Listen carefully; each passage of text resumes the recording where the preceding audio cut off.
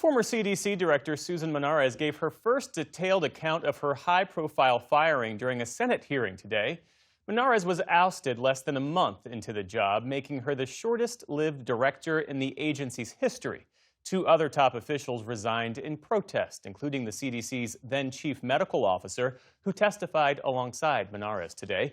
Questions about the future of vaccine policy were front and center. Congressional correspondent Lisa Desjardins has our report. A remarkable hearing. I could have kept the office, the title, but I would have lost the one thing that cannot be replaced: my integrity. Two recent Trump CDC officials, former Director Susan Monarez and former Chief Medical Officer Deborah Howry, raising sharp questions about sitting cabinet secretary and their former boss, Health and Human Services Secretary Robert F. Kennedy Jr. Secretary Kennedy censored CDC science, politicized its processes, and stripped leaders of independence. I could not, in good conscience, remain under those conditions. Howry resigned after Monarez was fired last month. That firing and its relationship to vaccine policy were the key foci today. Monarez told senators that days before her firing, Kennedy gave her orders regarding ACIP, the key vaccine advisory board he had just replaced. He directed me to commit in advance to approving every ACIP recommendation, regardless of the scientific evidence. He also directed me to dismiss career officials responsible for vaccine policy without cause. I told the secretary that if he believed he could not trust me, he could fire me. You had an employee. A far cry from Secretary Kennedy's account in a hearing earlier this month. I told her that she had to resign because I asked her, are you a trustworthy person? And she said no. So you're saying she's lying? Yes. At stake is an even larger battle about truth. What does science say about vaccines? Secretary Kennedy has long insisted that science has led him to question the current use of some vaccines, and that he and President Trump want radical transparency about data. But Monarez told senators there's already clear and strong data about vaccines, and Kennedy was going to change vaccine recommendations for kids this month without enough data. We got into an exchange where I had suggested that I would be open to changing childhood vaccine schedules if the evidence or science were supportive. And he responded that there was no science or evidence associated with the childhood vaccine schedule. And he elaborated that CDC had never collected the science or the data to make it available related to the safety and efficacy. To be clear, he said there was not science or data, but that you still expected you to change the schedule. Correct. Kennedy has repeatedly said HHS did not fund the kinds of studies he thinks are needed.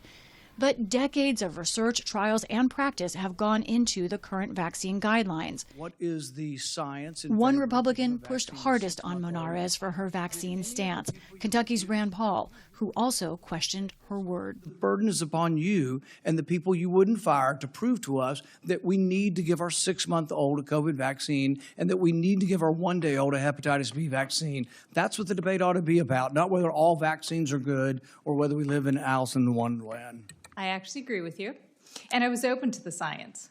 I just would not pre-commit to approving all the ACIP recommendations without the science. Untrue. The American Academy of Pediatrics has said adults with hepatitis B may not be aware they have it, and immunizing newborns is critical to reduce chronic hepatitis B later in life. Democrats raised a host of concerns, including a targeted shooting spree at the CDC over a month ago that left a police officer dead, and the atmosphere for those still there. These are unsung heroes. The witnesses spoke personally. I myself was subject to threats. I have many that won't speak about vaccines now to remove their names off of papers. So you know of personnel who now will not put their name behind good science. Correct. That they know would protect the health and safety of families and children because of their fear of violence. Correct. The CDC's newly formed Vaccine Advisory Committee is set to meet this week to make recommendations. Monarez and Howry warned today about what they fear from any change to key immunization schedules like those for hepatitis B and measles. These diseases have long-term consequences And we don't need, in the U.S., we have gone so far in reversing this. We don't want our children to die. Howry said in that hearing that Secretary Kennedy, in her opinion, should resign. I asked Senator Cassidy if he would still vote to confirm Kennedy if the vote were today. He said he's waiting for and hopes for Senator Kennedy to respond to today's hearing first. Meantime, Cassidy says the vaccine advisory hearing meeting for tomorrow should be postponed. We have no evidence that it will be. So, Lisa, how is Secretary Kennedy responding to all of this? We got this statement from the White House when I asked about the hearing, and they wrote saying that simply no one in the Trump administration is calling to throw out the entire childhood vaccine schedule or block access to life-saving vaccines. But when you think about that statement, I didn't hear anyone accusing them of that. I think the question is here, what do they want to do with vaccines? What do the changes mean? Are they based on data? And how would they affect availability? One other note about this hearing, Jeff, it's hard to tell from off the Hill, but this was extraordinary. I can't remember any time that some senator of the Republican especially, but any president's party has had such a critical hearing of a sitting cabinet member from that party. Well, that's right. Republicans control the Senate. They control the committee before which Menarez testified. So it was Republicans who wanted to hear her perspective. I mean, that's striking. This was a statement from the chairman, Bill Cassidy. And remember, he is up for re-election. He is facing pressure from the right and the left. This is why he was really carefully navigating his own statements. But the hearing itself was a statement.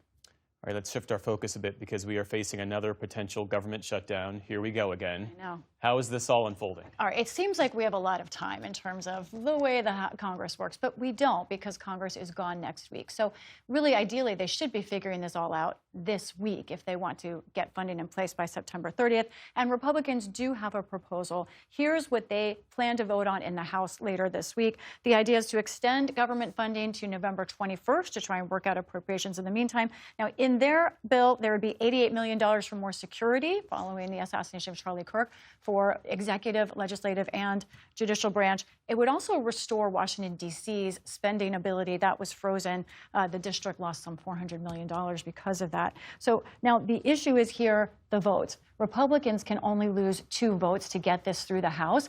And, we have 2 Republicans who have problems with it. Imagine that. Thomas Massie there on the left, he is a hard no. But Warren Davidson of Ohio was a no on Monday. Now he's a maybe. This is going to be close. We expect that vote on Friday.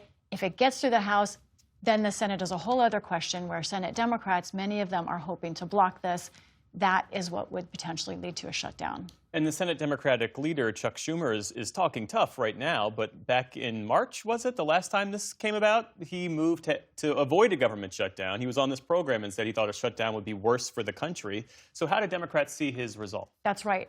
This is a lot on Senator Schumer's shoulders. And I have to tell you that Senate Democrats I've been texting with say he is resolved. And I just have some breaking news about what he plans to ask for. So here's what we want to look at what we've learned. This is what Democrats are going to ask for in order to go along with the funding bill. They want to extend the Affordable Care Act tax credits, which expire at the end of the year, repeal the Medicaid cuts that were in the Big Beautiful Bill Act, and interesting, restore some of the rescission funding that was cut, including, I'm told, the funding that was cut from public broadcasting. Now, this is a Democratic wish list. We already know Republicans are against those first 2 items. We will see what they think about the rescissions.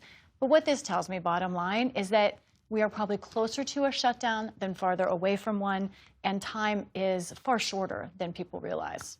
Real-time breaking news reporting. Lisa Desjardins on top of it all, as always. Thanks so much. You're welcome.